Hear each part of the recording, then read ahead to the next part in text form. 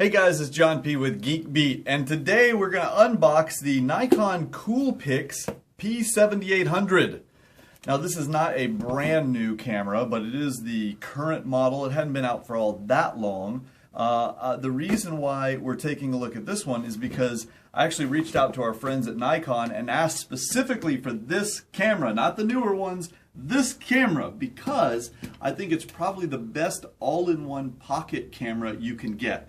Now, I've been shooting with the little Nikons since way back in the days of the P7000. This is like 4 or 5 generations ago of this thing, but what I really enjoy about it is these things are built like a tank. You know, they've got a metal case, it's not cheap plastic, and they've had a lot of really cool features for a long time, and I'm going to show it to you because one of the other things I'm planning on doing is, now that we've got this P7800 in here, I'm going to do a bunch of tutorials specifically about this camera to show you guys how to use all of its cool features. So let's see what we've got in the box when we open it up here. Alright, they've got one of these fancy boxes that kind of opens on the side. Not sure why we do that, but that's cool. So we can open it up like this. Let's see, we've got a little tray here with our quick start guide and a CD that we will definitely never use. We have the camera itself. Ooh, ah.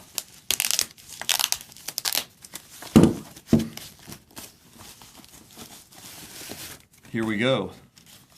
So this is the new P7800. It's interesting to see how it's changed over the years as compared to the older one. It's maybe slightly taller.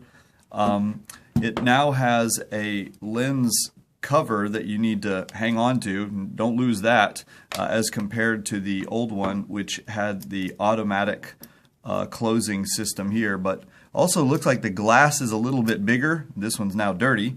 Let's see, the dials on the top. You still have kind of all your photo selection knob here, your wide angle to telephoto zoom knob there, your exposure plus and minus compensation on off. So these things have really not changed. Notice that this camera also has a hot shoe so that you can put a flash in here, which is nice because you can even use a big full-sized flash like you'd use on a DSLR.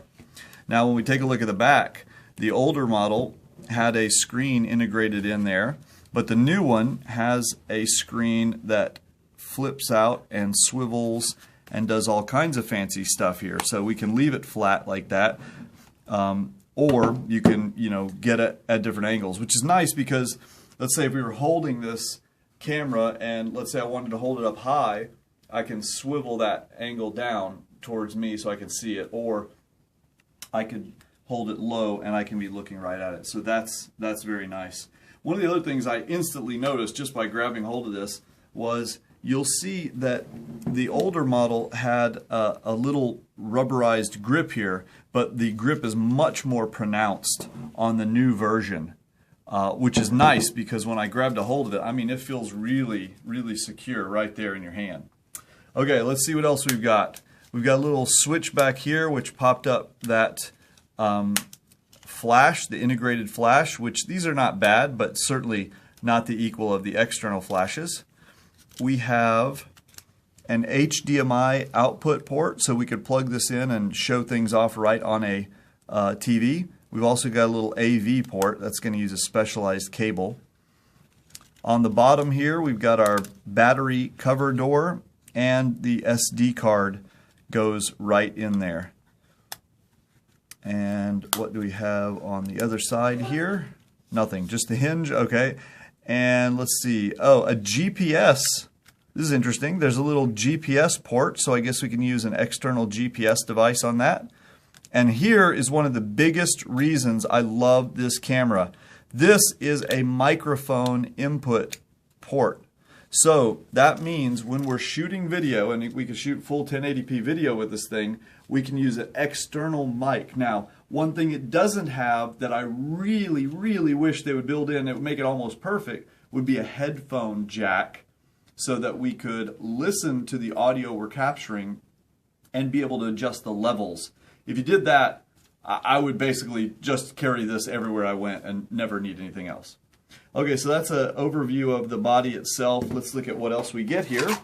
We're going to get a strap, so that will attach just like this other one does, I'm sure.